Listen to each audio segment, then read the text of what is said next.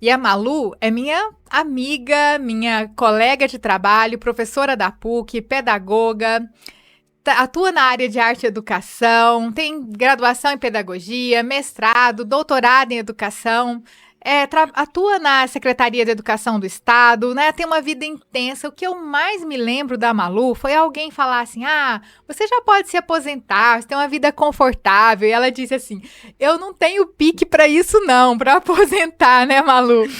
E a minha primeira pergunta para Malu é: Malu, como as pessoas veem, como você sente que as pessoas veem uma mulher com 50 a mais, que hoje tanto se fala? Como você sentiu isso na pele quando você fez 50 anos? O que mudou? Na verdade, Ana, não mudou nada. Não mudou nada, porque assim, o que mudou foi aquela sensação de que eu não me importo mais com o que as pessoas pensem, sabe? Eu tô naquela fase assim, falem mal, mas falem de mim. Sei. Então, não tô preocupada se estão achando que o meu cabelo tá bom, se minha roupa tá boa. Não, sabe, eu acho que a maturidade, ela traz isso pra gente, sabe? Então, assim, você não liga mais pro que o outro vai pensar de você. Se você está agradando ou não, sabe? Então, assim, porque na adolescência a gente tinha muito essa coisa, né, de tentar agradar, de tentar mostrar. Hoje não, eu acho que a gente já tem uma caminhada que te deixa assim tranquila, né, para lidar com os desafios, com as frustrações, com os desencantos mesmo, né, da vida, da política, da atual situação que a gente está vivendo no mundo hoje. Então, assim, a maturidade me deu tranquilidade. Na verdade, assim, e foi justamente nessa fase dos 50 que eu tive os problemas de saúde, né? Então, Uhum. que eu tenho certeza que foi justamente pelo não cuidado que eu tive na adolescência, né? Sim. Então, assim, comia de qualquer jeito, comia quando dava. Então, assim, o trabalho estava sempre, né, tomando conta.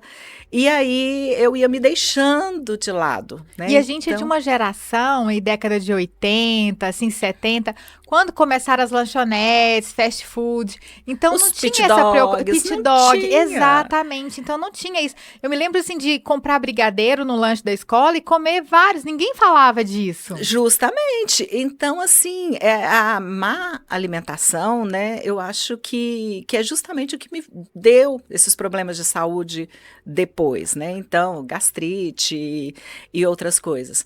Mas, assim, a maturidade, ela é muito interessante, né? E eu não sei se você sabe, mas eu acabei de aposentar, né? Saiu o meu decreto a semana passada, então eu sou da Secretaria Municipal de Educação, e no dia que saiu, né, o meu decreto, eu chorei a noite inteira, Porque você. porque eu falei assim, gente, eu vou surtar sem Eu não tenho trabalhar. pique pra E isso, aí não. as pessoas falam para mim assim, Malu, mas você ainda tem PUC, você tem não sei o quê e tal. E eu falo assim, gente, mas então assim, você sabe que o seu corpo não é mais o mesmo. Uhum. Né? Então, hoje, quando a gente termina a aula às 22 horas, você não tem mais a mesma energia, né? Não. É diferente. O seu corpo vai dizendo para você assim, oi, né? Tá chegando no limite. Então, hoje eu termino uma aula às 22 horas cansada. E antes eu trabalhava cedo, à tarde, à noite, era como se não tivesse nada, né? Então, e até você chegar em casa, desacelerar, Desacelerar, porque a aula te deixa acelerada. justamente deixa acelerada. Então, é muito interessante esse momento, porque o seu corpo está dizendo para você assim: olha, diminui a carga, né? Vai com calma. Você não é mais aquela adolescente que fazia É. aquele monte de coisa, né? E eu viajava muito, Ana. Aham. Eu prestava assessorias, né, em vários estados, eu fazia muitas coisas, viajava sozinha, eu fui para a Europa sozinha, eu fui para o Chile Nossa. sozinha, então assim, eu fui para a Argentina sozinha, assim, apresentando trabalhos, e nunca tive medo, né, Aham. de ir sozinha. E quando eu cheguei nessas viagens que eu fazia, eu fui para a Universidade do Porto, né, E assim, sozinha, né? Chegar num lugar diferente, sem medo nenhum, Ana, né? Eu também era bastante destemida. Você também passou por uma experiência de câncer, né? De Passei, tireoide. passei de câncer na tireoide. Eu não sei se você teve a mesma percepção. Eu sempre me considerei destemida. Eu dava aula em faculdades no interior, e ia e voltava. E essa maratona de chegar de madrugada, já ir para a universidade, dar aula de manhã, aula do mestrado à tarde. Então, assim, o pique muda. Mas o que eu percebi quando eu tive o diagnóstico do câncer, é claro que meu corpo naquele momento ficou debilitado por causa do tratamento, mas agora eu já tô voltando, mas eu fiquei com uma insegurança em relação ao meu corpo. Eu saía de casa, eu pensava, e se eu passar mal? Eu nunca tinha pensado isso na vida, que meu corpo poderia lencar, digamos assim, na rua. E depois do câncer, eu considero isso. Nossa, e se eu passar mal? Sabe? Uhum. E isso foi uma coisa inédita pra mim. Só tive depois do diagnóstico do câncer. Você passou por isso? Até que não, porque assim, eu lidei com câncer de uma forma muito tranquila. Sim. Tranquila. Então, assim, a única preocupação que eu tive no momento do diagnóstico foi perguntar para o médico se tinha cura. Tendo cura, o Tem resto cura. E a corre segunda atrás. pergunta, meu cabelo vai cair? E caiu? Não. Aí ele falou assim, não, seu cabelo não vai cair. Aí ele, por que a pergunta? Eu falei assim, não, porque se fosse cair, eu já ia sair daqui agora e ir no salão cortar meu cabelo. Não quer passar aquela sofrência de Aí cair. ele, não, esse câncer, ele é um câncer que a gente pode dizer que ele é tranquilo. Uhum. Ele te dá tempo para você se curar. Uhum. E aí eu perguntei, então, doutor, o que eu tenho que fazer? Assim, tranquila. Eu chorei na hora que eu vi o diagnóstico. Né? E meio que saiu o Foi, chão. na hora que saiu Você até do se exame, emociona agora foi. que eu vejo. E aí, na hora que eu vi o exame, porque eu sabia que o exame tinha dado alguma coisa. Uhum. A gente sabe. E eu não tive coragem de abrir o exame, ele ficou quase um mês no meu carro. Você tá brincando. Sério? Aí teve um dia que eu falei assim... Você não é descendente da Pandora. Não, aí eu falei assim, quer saber? Eu sabia que tinha dado ruim, sabe? A gente sente. E aí eu peguei e falei assim, eu vou ter que mandar uma mensagem pro médico, né? Ele foi um nutrólogo, porque meu cabelo tava caindo muito, e assim, e um cansaço fora do comum. Seu corpo E aí eu tava fui num nutrólogo, e foi justamente o nutrólogo que descobriu. E aí eu peguei e falei assim, olha, então tem cura? Tem. Então o que eu tenho que fazer? Primeiro, você vai procurar um médico de cabeça e pescoço. E aí eu falei assim, tá, e o senhor tem alguém para indicar? E aí ele me deu uma indicação, mas nisso meu filho já tinha me mandado, né, porque meu filho é pediatra, o meu filho mais velho, ele já tinha me mandado o nome de outro médico. E foi uma coisa assim tão, eu digo, abençoada, porque eu consegui marcar a consulta com os dois em menos de uma semana, no mesmo dia, um de manhã e o outro à tarde. Nossa, é providencial. Foi, é uma providência divina, né? E aí a minha filha, muito preocupada, ela foi comigo e nós fomos no médico de manhã. Ela gostou muito do médico, né? Foi o Dr. Taylor. Conheço. O Dr. Taylor, excelente médico. E aí ela falou assim, mãe, eu gostei dele. E eu falei assim, doutor, que dia que o senhor pode me operar? Desse jeito, eu lidei com câncer. De forma pragmática, o que eu tenho que fazer? O que é que eu tenho que fazer e vamos organizar. E aí ele pegou e falou, olha, vamos olhar a minha agenda? E isso era assim, final de novembro, e ele me falou, dia 7 de dezembro eu tenho um horário. Pode agendar, doutor. Vamos fazer? E aí eu falei assim, e como é que é a recuperação depois? Porque eu tinha uma viagem marcada com a minha família, com os meus filhos. Aí eu falei assim, não, você só não pode pegar sol e não tirar o adesivo. Eu não precisei nem fazer químio. Ai, que bom. Não fiz químio, não fiz radioterapia, não fiz nada. E assim, então eu acho assim que eu lidei com o câncer de uma forma que eu jamais esperava, né? Porque geralmente o diagnóstico de câncer ele dá um baque, né? Tira meio chão, né? Tira, né? E aí eu liguei para uma amiga endócrino, amiga de infância, e ela falou assim, não, Malu, o meu pai costumava dizer que se você tiver que ter um câncer, que seja na tireoide. Porque ele é mais tranquilo de ser curado, cuidado. Então, foi assim, né? Dos males o menor. A bênção. Foi. Então, eu tiro uma experiência, né, do câncer, assim, uma experiência de vida.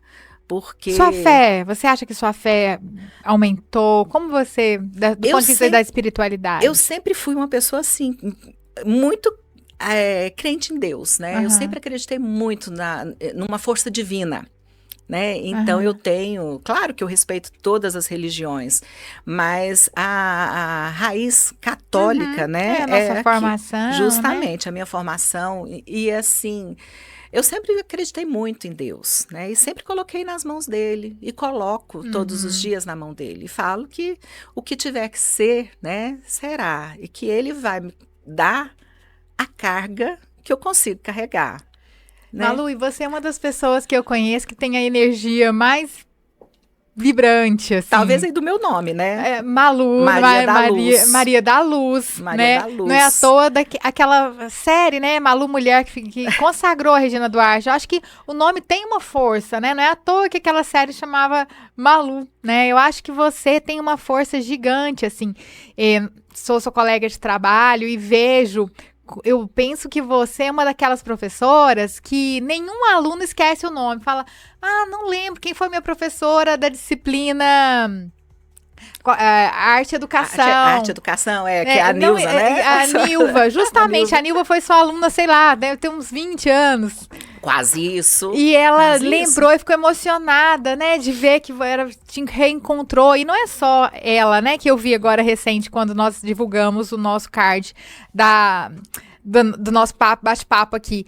Mas você realmente, eu vejo a mobilização que você faz na universidade com as suas disciplinas. Você coloca seus alunos para organizarem festa e eles encampam aquela ideia. E é uma super festa, gente. Todo mundo fica querendo ir lá pegar uma beirada da festa da Malu. É verdade. Elas engajam. É uma professora marcante. Você marca seus alunos. Eu vejo que você marca profundamente a alma dos seus alunos. Isso é ser, de fato, professora e educadora, né? Você não passa em brancas nuvens. Isso é fantástico. Você atribui isso a quê? É uma competência técnica? O que você atribui isso? Eu comecei muito nova, né? O meu avô, eu era uma das únicas pessoas que tinha sexta série na minha família. E o meu pai estava com problema no coração e nós voltamos para o interior. Então eu voltei para Mirandópolis, também conhecida como Troca-Tapa. Troca-Tapa. Eu sou uma garota troca-tapense.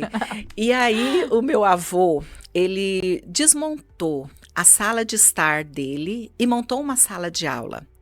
E chegou para mim e falou assim: você vai ensinar os seus primos a ler e escrever. Com 13 anos de idade. Você se sentiu a professora. Foi. Aí eu falei assim, a catedrática. Se o meu avô acha isso, né? Então eu comecei a ensinar meus primos a ler e escrever, né? E depois disso, eu desafiei o prefeito da cidade para ele montar o ginásio, porque lá não tinha, né? Na escola municipal não tinha. Aí ele olhou para minha cara, era o seu Domingos na época, ele falou para mim assim: eu monto, se você der aula.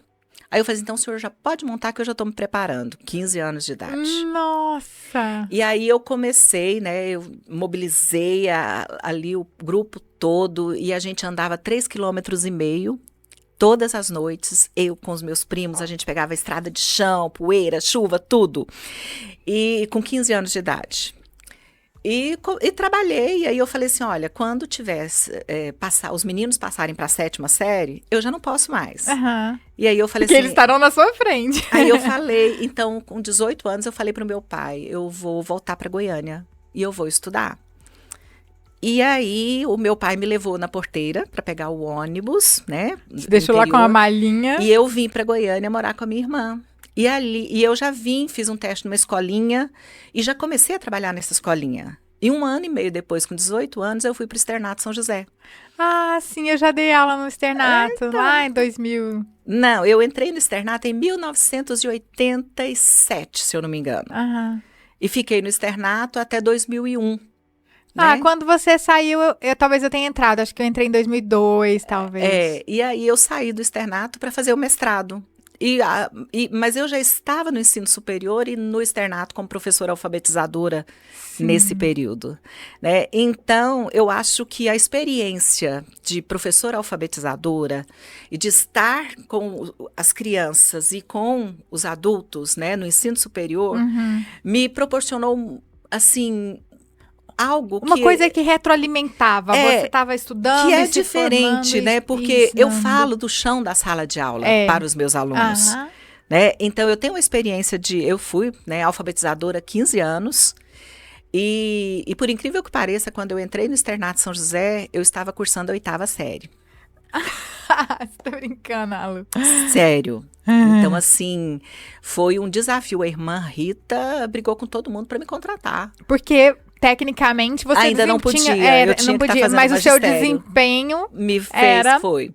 Então, e foi uma coisa assim que mudou muito a minha vida. E aí eu fui fazer cursos, né, em São Paulo, a gente de supervisão em alfabetização, de professor alfabetizador. Então, assim, lendo muito Emília Ferreiro, Ana Teberoski, César Coll. Então, a gente foi, né, aí eu fui traçando, né, o meu caminho.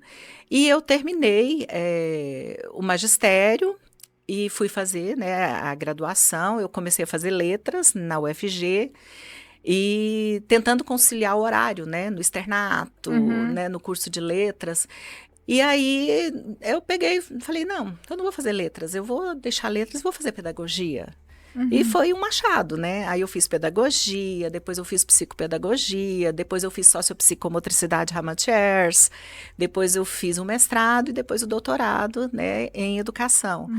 E eu acho que sempre, né, o chão da sala de aula foi o meu suporte em tudo, né, em todo o meu percurso profissional.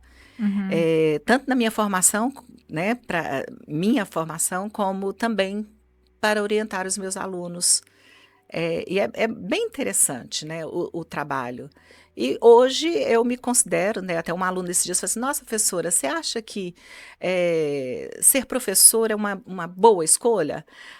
Esses dias, né, recentemente, sim. minhas alunas de pedagogia. Aí eu falei assim, olha, gente, eu me considero uma pessoa muito realizada na profissão que eu escolhi. Sim.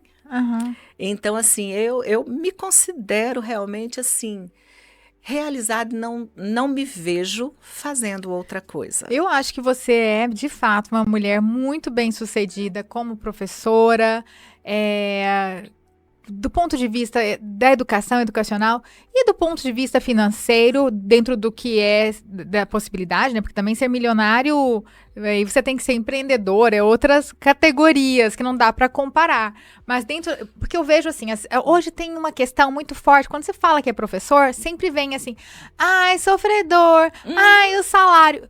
Eu acho que tem um certo rótulo ali. Eu não estou generalizando, mas eu acompanho muito o trabalho do meu marido e eu vejo ele contrata muito biólogos, biomédicos. E eu sei qual que é o salário praticado no mercado de um biólogo, de um biomédico, que quando a pessoa diz que ninguém fica assim, coitado, vai morrer de fome. E eu sei qual é o salário de um professor formado. Não estou também colocando alguém pode falar, tem um professor que ganha R$5 a hora aula. Não estou falando disso, estou falando da média.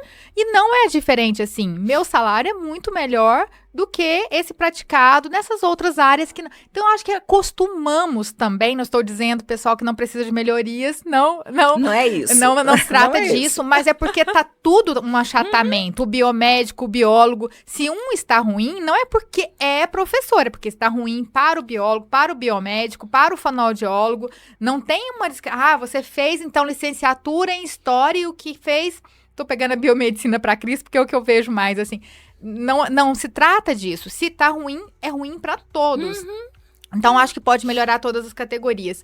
E eu também me incomodo um pouco. Você é professora, por exemplo, que sou uma coitada, né? Porque acaba mostrando, assim... Um estigma, né? Um certo estigma. O professor que levanta cedo, limpa o chão, aí ele rema na canoa e chega lá e aí... Ele é xingado pelo aluno, cuspiram na cara do professor, bateu no professor. Existe isso, existe posto de saúde onde os médicos também né? são cuspidos na cara, os enfermeiros, visto, né? É geral, não se trata de professores. Ou o professor famosão lá que aparece na CNN, que aparece na TV Globo. Então, eu não sou nem esse da TV Globo, nem esse que sofre violência e vilipêndios distintos. Eu sou uma trabalhadora. professora, né, que pago as minhas contas, que vivo, que tem uma realização gigante. Eu também sou muito realizada sendo professora. Que estuda, que sou antenada. E me dá uma capacidade tão grande ser professora que eu posso ser um monte de outras coisas, caso eu queira, porque nós nunca paramos de estudar, né? Nunca. Nós desenvolvemos uma habilidade de liderança, desenvolvemos uma liberdade de comunicação, uma autoridade de comunicação que poucas profissões permitem. Falar, se expressar, uma das características mais importantes no mundo de hoje é a capacidade de liderança e de comunicação, que um professor dá show, se ele for um professor de verdade, um bom professor. Outra coisa que me incomoda muito, quando eu digo que sou professora, Malu, é o tal do professor biqueiro. O que é o professor biqueiro?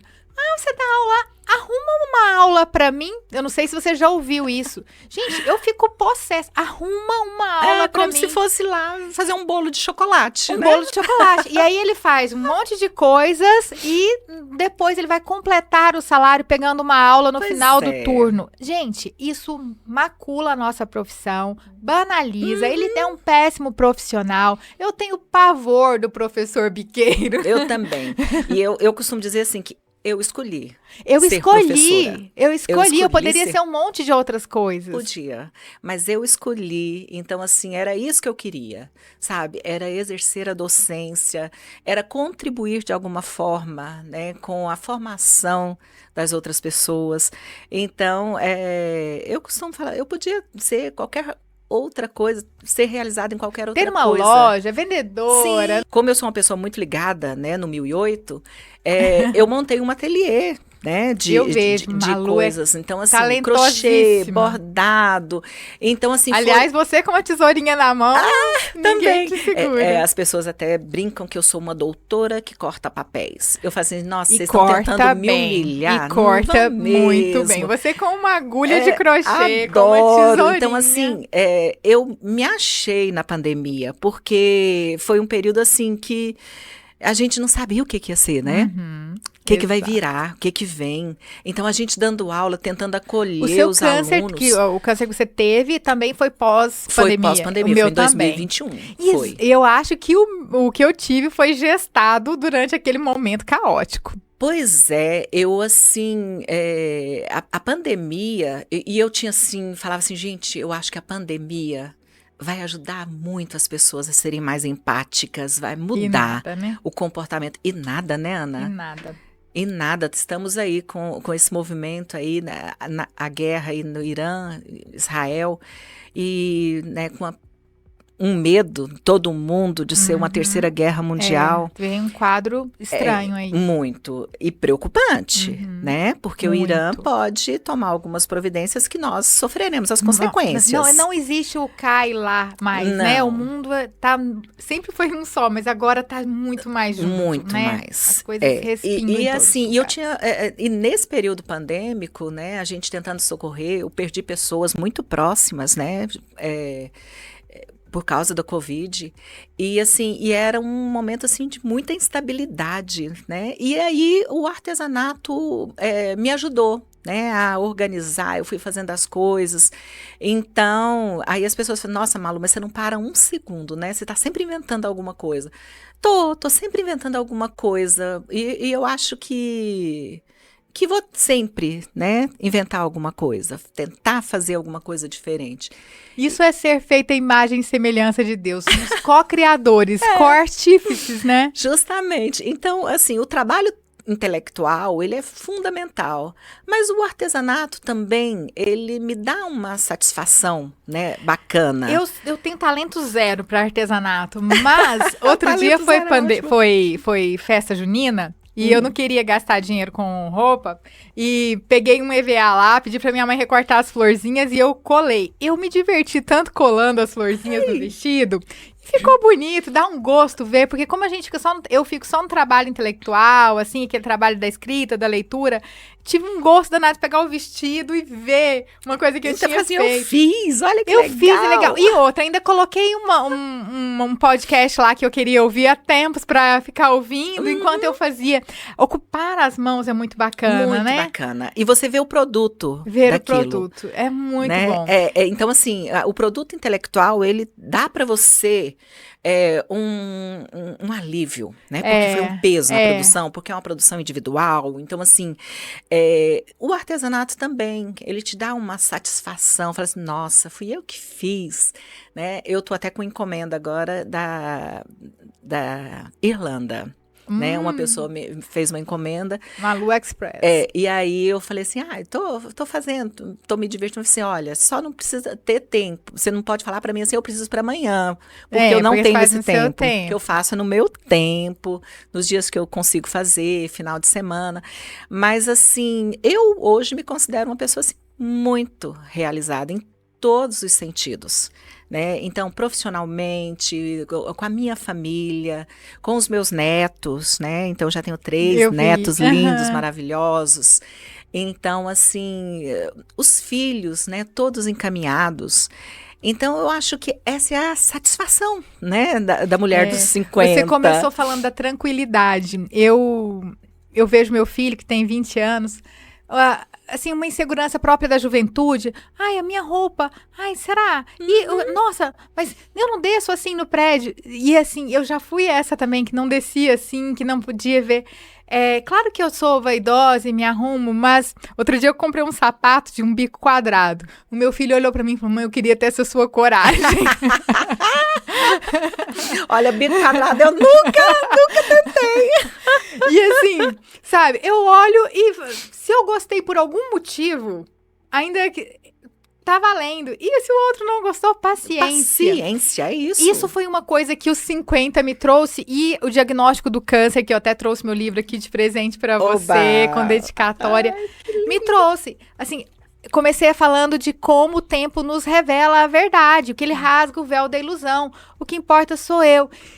E não é que eu vou ficar agora egoísta e pensar só em mim, mas o outro que convive comigo também é mais feliz quando eu não deixo meus sonhos para trás. Quando eu estou bem, que eu estou feliz, eu puxo todo meu marido, meu filho, as pessoas com os ao seu redor. Pra felicidade também, né? Atrai, a felicidade atrai. Eu vejo que você é uma pessoa que tem uma energia alta, uma felicidade, e atrai, né? Você é meio sol, onde você vai, você puxa as pessoas. Isso é muito bacana, Malu. Isso eu fico muito feliz. Eu fico muito feliz de conseguir fazer um pouquinho disso, de trazer um pouco de luz, de alegria para as pessoas. Malu, uma coisa assim, você sempre, né, foi uma mulher bonita, você é uma mulher bonita, sempre foi uma mulher bonita, mas o tempo vai passando e essa beleza vai sendo redefinida.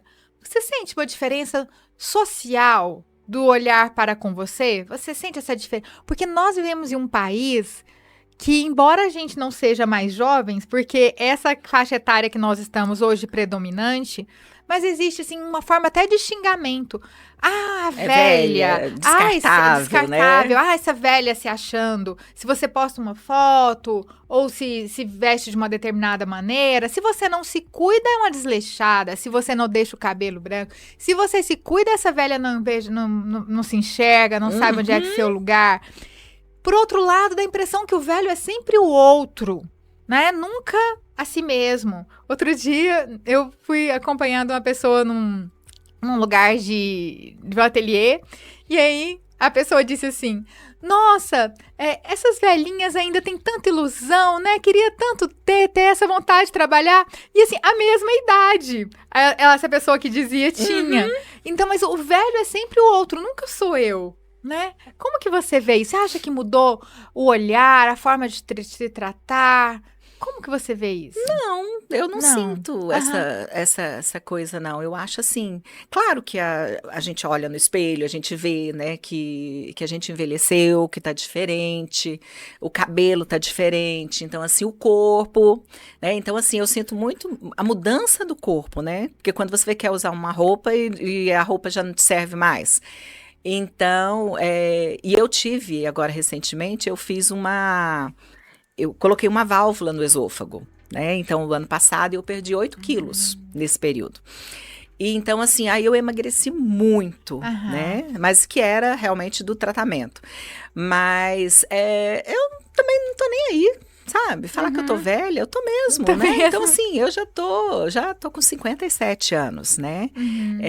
Então, eu acho que a bagagem, né? O aprendizado que eu tive tudo que eu vivi, tudo que eu passei nesses anos todos, eles serviram para me dar muita tranquilidade, né? Para lidar com isso. Que se exploda, você tá me achando velha, feia, idosa e acabada, não tá nem aí, né? A hora que eu chegar lá, ele vai ver como é que é. Eu falei assim, olha, gente, isso a gente sabe, Ana, que a gente incomoda, né? Pelo modo de vestir. O seu sorriso muitas vezes incomoda. A felicidade. A felicidade incomoda o outro. Então, assim, parece que você não pode ser feliz. Então, isso é uma coisa que eu observei. Quando eu tive o diagnóstico do câncer, Malu, tive, assim, gratas surpresas de pessoas que me mandaram mensagens doces, outras também que foram estranhas, porque as pessoas têm dificuldade em lidar com essa questão da finitude. Mas há uma solidariedade diante da dor. Mas as pessoas falam, tem que ser solidário com o irmão diante da dor. Tá, tem que ser, precisa ser. Mas eu vejo que as pessoas têm mais facilidade em serem solidárias com o irmão diante da dor do que diante da felicidade. Quando você está exuberante, que você está transbordando felicidade, realização, parece que às vezes incomoda. Parece que é inveja, né? Que é uma inveja ali escondida. Então, assim, nossa, mas por que ela tá tão feliz, né? Por que ela é feliz? Né? Então, eu acho que a felicidade incomoda, a alegria incomoda, você ser bem-sucedida incomoda. Você estar bem no seu trabalho incomoda. E se você ainda for uma mulher cinquentona a mais... e assim... e você não tá nem aí, né? Você se veste da forma como você quer. Então, assim, eu me visto da forma como eu quero, né? Eu sou cuidadosa com a minha forma de vestir. Sempre fui. Então, assim, eu costumo dizer... Malu, 7 da manhã, primeiro horário, ela tá no salto e maquiada. Salto. E assim, eu costumo dizer que o salto, infelizmente, ele já faz parte do meu corpo humano, do meu corpo. Ele já é uma extensão do meu corpo, porque se eu calçar um tênis, você não entende a dor nas pernas que eu tenho. Então, o salto encurtou o tendão. Ele já tá já faz parte do meu corpo. Então, assim, das 7 da manhã às 10 da noite é o salto. E é essa altura que eu uso sempre. Então, assim, não vem com sapatilha pra mim não, que esse negócio não funciona. Não vem com tênis pra mim não, que não funciona. Então, mas sou eu. Né? Então, agora eu vou me privar disso porque o outro tá achando que... Não. Eu me visto da forma como eu quero. Hoje, claro, que eu uso, não uso mais tanto jeans, né? Já usei muito jeans. Hoje eu uso pouquíssimo.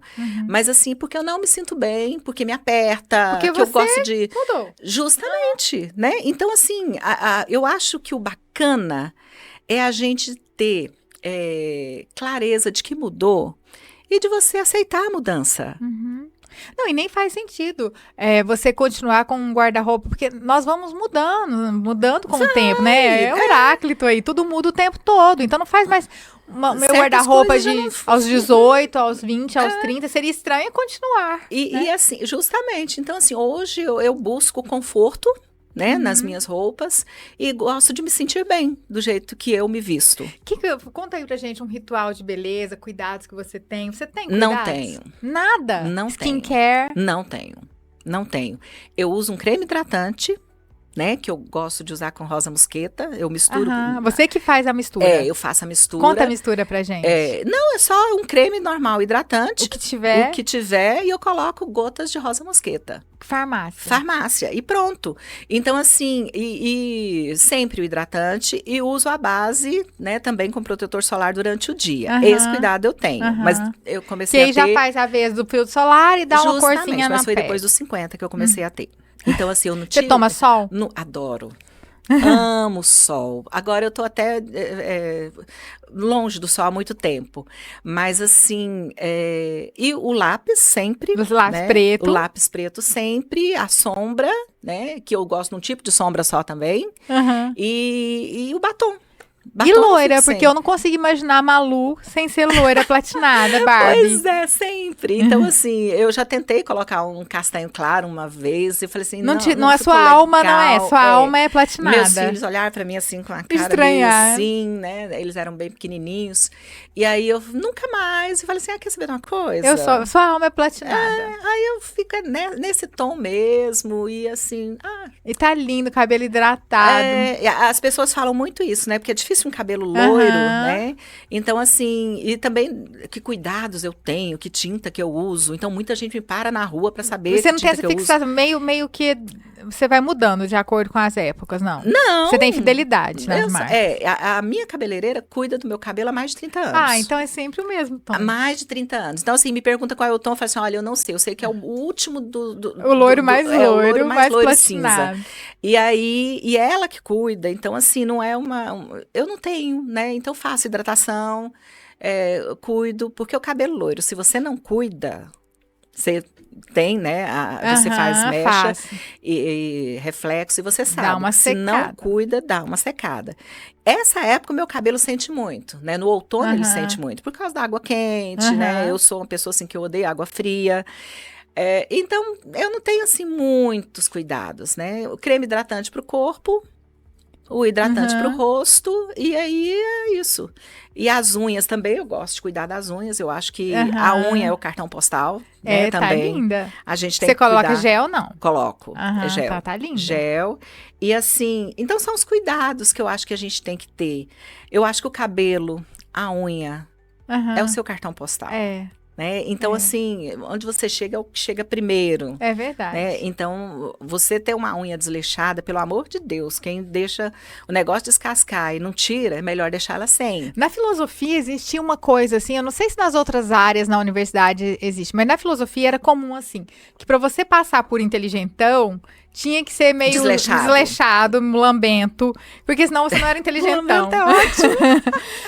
Porque você tem que fazer aquele gênero, sabe? De sandália suja, pé sujão.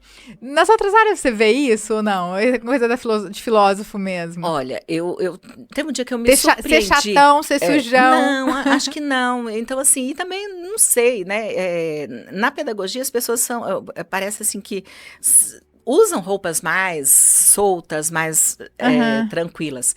Tem uma coisa que o povo fala assim... Mas jovem gosta do estilo mais hipong, né? Porque eu me lembro que eu também gostava do estilo mais hiponga. Então, assim, eu usei um pouco isso lá, nos meus 18, 19 anos, eu usei um pouco esse tipo de roupa. Mas, assim, eu me lembro uma vez que eu estava no encontro de professores em Pirinópolis, eram mais ou menos 600 professores, e eu estava coordenando esse grupo de professores alfabetizadores. E aí, à noite eu saí, dificilmente eu saía, né? Então, assim, porque era muita loucura, né? E nós recebemos professores semanas seguidas. E aí eu saí, cheguei numa loja, aí o moço falou assim, tá tendo encontro de professor aqui? Aí eu falei assim... Tá, por quê? Eu falei assim, não, porque eu vi umas pessoas aí que eu acho que são professoras. Eu falei assim, nossa, mas será que tá tão na cara assim que são professoras, né? Aí eu perguntei por quê. Eu falei assim, não, por causa do modo que elas se vestem. Aí eu achei interessante aquilo naquela época, né? Eu falei assim, gente, mas qual será é o que tem... modo? Eu não consegui entender. Hoje tem muito assim, que o professor usa roupa confortável. Claro que tá com a criança sentar no chão. Principalmente precisa até a escola, né? pra alfabetização. Eu até brinquei, quando eu estava na alfabetização, até o Romilson esses dias brincou comigo que eu usava calça leg. Eu falei, não, eu nunca usei calça leg na alfabetização. Mas eu usava uma calça e usava um tênis, Keds, uma camisa de uniforme, né? Que a gente fez como uniforme na época no externato. Então, assim, mais uma coisa que, não, calça leg eu nunca usei, mas usam a calça leg por quê? Porque ela é confortável, porque você tem que estar em todos os lugares ao mesmo tempo, você agacha, levanta, senta. Calça leg daquela do tecido fino, que a hora que abaixa... Pois é. Aí eu falei assim, não, e acho que também... então, assim, tem, né, um pouco essa coisa, né, de que a professora usa esse uniforme, aquela camisetinha cheia de menininho na beirada, na borda. Então, mas não sei, sabe? Então, assim, eu acho que a pessoa tem que se sentir confortável. E realmente o trabalho... Gente, o professor da educação infantil não senta. Não, não senta. Ele corre o Sem tempo chance. inteiro, né? Então ele está em todos os lugares ao mesmo tempo. Eu costumo dizer que o olhar e a escuta tá ligada o tempo inteiro. Um aluno está lá do outro lado, você está sabendo o que ele está falando, né? Então a gente precisa, né, tá nesse movimento. E é bem interessante, né, esse processo. E eu tô muito tranquila, sabe, com a Malu, minha...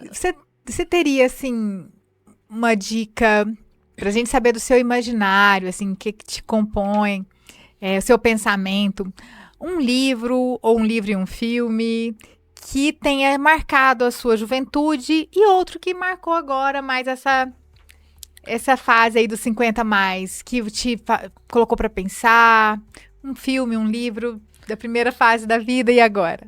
Olha, o livro que me despertou para leitura, para literatura, eu li com 13 anos de idade, que foi o Diário de Anne Frank. Ah, Foi. Eu li o Diário de Anne Frank e eu chorei muito lendo o Diário de Anne Frank.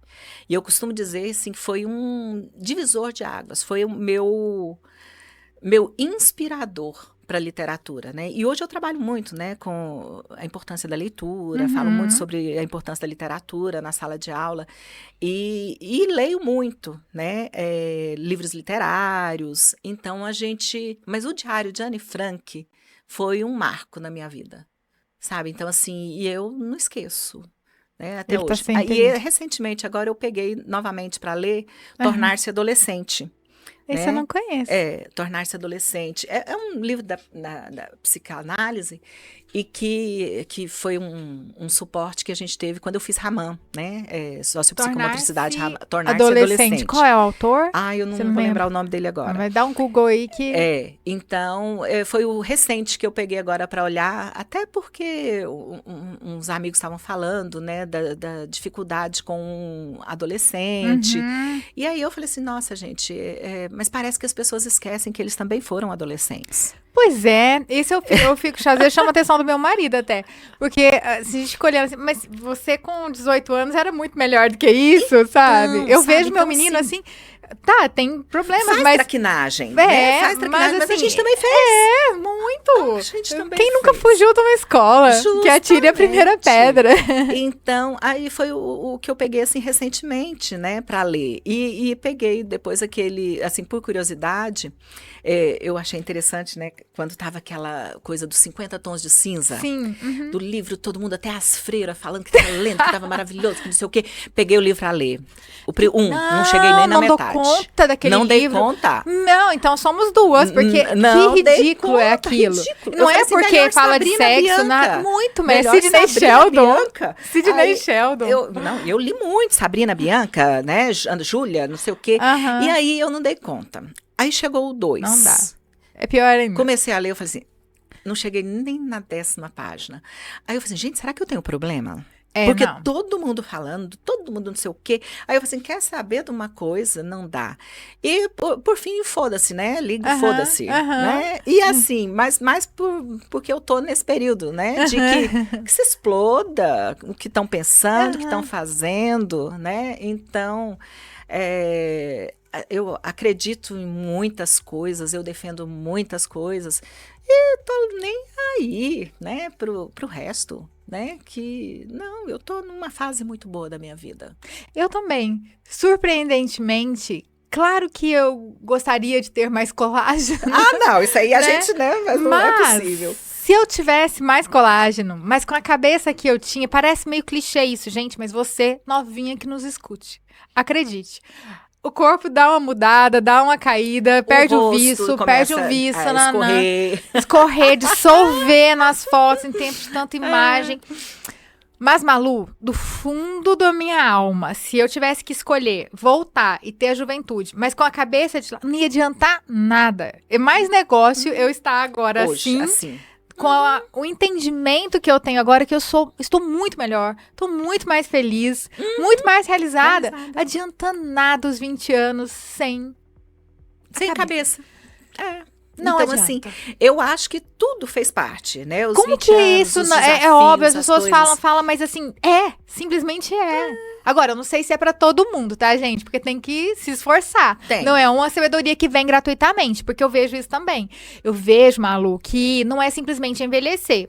Tem gente que fica velho sem sabedoria. Não é simplesmente... Olha, o Aristóteles tinha muita razão nisso.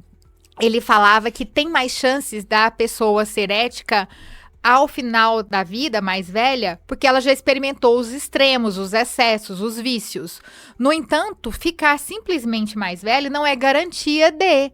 Porque pode ser que ela não tenha se esforçado na busca dessa potência da alma. Mas não é o meu caso e o seu caso, que a gente sempre se esforçou bastante. Então, assim, eu tô passando... Mesmo que tenha passado câncer, eu também compartilho dessa sua visão. A gente lutou muito, né? Muito. Pra chegar nisso que a gente tá hoje. E eu acho que a gente tem, assim, que valorizar. Muito. Gente, a gente passou por muita coisa. Eu até brincava essa semana, falei assim, gente, como passou rápido, né? Então, ainda mais que na minha cabeça eu tenho 18. Com 30 anos, há pouco a gente tava com 30 anos e agora, assim, meu Deus, já, né? E o corpo não vai, né? Começa assim, eu tô super bem, mas, por exemplo, agora tem Romaria de Trindade. Eu amo ir. Talvez eu não vá, porque eu tô sentindo que o osso do quadril tá dando uma estaladinha. Não dói, mas fico talvez com medo. Talvez você não consiga fazer o percurso todo, mas você faz um pedaço. E se eu fizer, eu tenho medo de, às vezes, piorar, né? Então, assim, coisa que eu nunca conjecturei na vida, agora já pondero. Sim, mas eu acho que isso faz parte, inclusive, da maturidade da gente se aceitar. Aceitar que a gente mudou, aceitar que a gente amadureceu. Então, eu acho que essa é a grande sacada. É a gente se aceitar da forma como a gente está. E cada época tem as suas belezas, né? Por exemplo, aquela coisa de andar com as amiguinhas lá da época da 5ª série, da 6ª série, descobrindo a vida, os namoricos que contavam uma pra outra. E aquela sensação nunca mais vai existir daquela maneira, porque nós não somos mais aquela. Mas existem outras possibilidades que nós nunca viveríamos sem ter ficado mais velhas, né? Eu acho assim que eu não passei muito por essa fase. Porque assim, eu sempre trabalhei desde cedo. E 5ª série você já era professora, né? Já presidiu uma escola. E nesse tempo eu fazia correspondência. Eu ia para a cidade de Goiás levar as minhas provas para mandar para São Paulo toda semana. Então, assim, eu não parei. Eu estudava, Ana, com luz de lamparina, porque ainda não tinha energia elétrica na fazenda que eu morava. Naquela época. Só.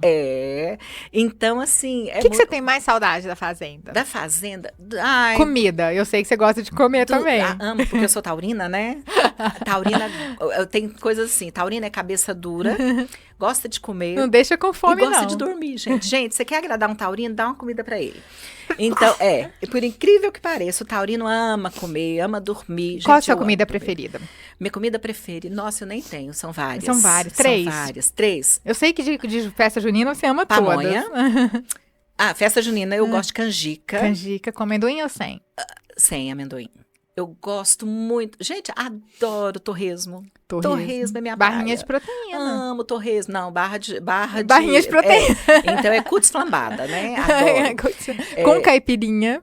Até que a caipirinha eu não gosto muito, não. Prefiro uma tequila. Você prefere tequila? Prefiro uma tequila. Você prefere tequila ou vinho? Eu prefiro o vinho branco. E aqui é mais fresco o vinho branco, né? Aqui em Goiânia eu gosto muito do vinho branco. Espumante então, assim, ou... Se você... Tanto faz. Tanto faz. Então, assim, eu até brincava com um amigo meu ontem, falei pra ele assim, porque ele foi leitor de uma banca minha e a aluna deu um vinho pra ele. E era tinto, um português tinto. Aí eu falei assim, não, a minha adega só tem vinho branco e rosé. E espumante. Aí eu falei assim, acho que se tiver um vinho tinto lá é pouco. Então, assim, eu gosto do vinho branco, né? E se tem uma uva que você gosta mais ou é qual que vier?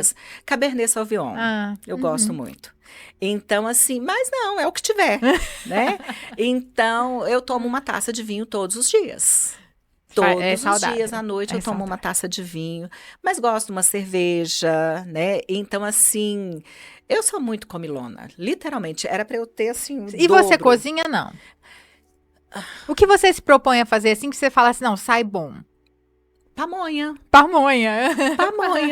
Pamonha, dizem. Meus filhos falam que minha Não, pamonha é não tem imbatível. igual. Tanto que o meu filho mais velho fala, por que que eu não montei uma pamonharia? Tá vendo? Juro. Então, assim, ele sempre brinca. E para você ter uma ideia, meus netos passaram no Gerivá um dia, porque eles moram em Brasília. Passaram no Não, e Gerivá. eles compraram de lá e achou péssimo. Não, acharam um chaveiro de pamonha. Tiveram que comprar para trazer para mim de presente. Não. E aí eles trouxeram uma pamonha, porque eles sabem que eu adoro fazer pamonha. E assim, e todo mundo... Associa a avó com pamonha. Pamonha. Mas eu sou a avó do bolo. Uhum. Né? Eles me chamam de avó do bolo, porque todas as vezes que eu vou vê-los, eu levo um bolo temático. Ah, E eles Malu, amam. que Eu levo um bonitinho. bolo, pode ser os três porquinhos, depende do momento. Então, assim, cada momento eles estão numa fase, Uhum, e eu e pergunto você qual vai é a fase agora. Eu vou adequando. adequando, levo um bolo todo desenhado, né? Uhum. Todo trabalhado. E assim, e é muito interessante, porque a minha relação com os meus netos é uma graça, né? Então, eu sou encantada com eles. Mas é outro momento, né? Então, assim, o outro momento agora de momento. ser avó, né? Então, já passei por Outras todos os momentos. curtições. Outras curtições, né? Então, que eu acho que é bem legal também. Eu tô tendo, assim, eu acho que a experiência de vivenciar alguns papéis que talvez muita gente não vai ter esse privilégio, né? De vivenciar. Hoje nós resolvemos brindar não com água, mas com uma champanhe. Eu escolhi essa tacinha Veuve Clicquot, porque acho que é a história da Veuve Clicquot, e você ama um espumante, o vinho branco, tem muito a ver com essa fase. Depois você dá uma olhada aí, a história da Veuve Clicquot é uma história belíssima, Muito bonita. porque ela faz a vinícola crescer, ela é muito mais empreendedora, uma mulher à naquela frente do tempo passando dela. por guerras, botando Napoleão no bolso. Tem uma história que eu achei interessantíssima, porque quando as tropas vão invadir a região que era a vinícola dela, ela coloca as garrafas numa parede, faz uma parede falsa, porque senão saquearia. Mas quando as tropas de Napoleão chegam, ela se dispõe, ela diz, olha, eu vou servir, recebe eles, e ela vai servindo da forma que ela quer, a conta gotas, assim, servindo, porque eles iam ficar de qualquer maneira, então eles iam destruir. Ela serviu de uma forma agradável, gentil, para acolher, eles ficaram enlouquecidos, ela deu algumas garrafas para eles levaram, e depois, quando acabou a guerra, todo mundo no mundo só queria Veuve Clicquot. Olha que mulher, essa somos nós, mulheres. Somos nós, mulheres. Com jeitinho, então, com essa força sutil, habilidade diplomática. Ela não recebeu a pontapés, a ferro e a fogo. Justamente, ela usou uma inteligência naquele momento, assim, que um homem não teria. Nunca. Então, ela falou assim, poxa, gente, já tá tudo perdido mesmo. Então, vou mudar esse, né? E aí... Ela nunca tirou o luto, claro que ela era de uma viúva, mas vestindo preto, ela sabia que isso, naquele momento, acolhe os órfãos, bíblico, né? Acolhe os órfãos, acolhe a viúva. Então, a roupa preta era meio blindagem, eu sou uma viúva, né? Então, já segurava um pouco. E, ao mesmo tempo, a doçura, o serviço... E é interessante a gente ver, assim, essas mulheres fantásticas, né? Então, assim, que você me fez lembrar lá da Anne Frank. E aí a gente tem outro exemplo e vários exemplos dessas mulheres, assim, que usam, né, a inteligência para fazer a diferença. Exatamente. Então, para mudar algo, eu acho que é esse o nosso papel mesmo, né? Exato. Porque a gente consegue fazer mais de uma coisa ao mesmo tempo. Verdade. 1000 coisas ao mesmo tempo, né? Coisa que nem todo homem consegue fazer, né? 2 coisas ao mesmo tempo já fica meio perdido e tal. Mas eu acho que essa é a nossa capacidade, né? E a maturidade vem fazendo isso com a gente, vai dando mais condições da gente mudar, né? Esse papel, da gente fazer a diferença. Eu acho que é bem legal, né? Eu acho que a maturidade faz isso com a gente. De preparar a gente, né, para esses momentos, né, de contar até 1000 e falar assim, não, peraí, tem outro jeito, então vamos fazer de outra forma, né? Então eu acho que isso é bem legal, eu acho que isso é muito da mulher, né, de fazer a diferença em qualquer lugar. Malu, que papo agradável, passou rapidinho, né? Nós nem vimos, foi uma conversa maravilhosa. Espero que quem esteja nos assistindo também participe, deixe os comentários, se inscreva no canal, ative o sininho. Gente, eu só tenho 140 seguidores, se inscrevam lá, viu? E esse papo com a Malu hoje nos fez lembrar que envelhecer é florescer. Uma mulher 50 mais não está envelhecendo, ela está florescendo. E essas flores E nem fora do mercado de transbordam. trabalho. E nem fora, que porque ainda estamos... tem muito a oferecer.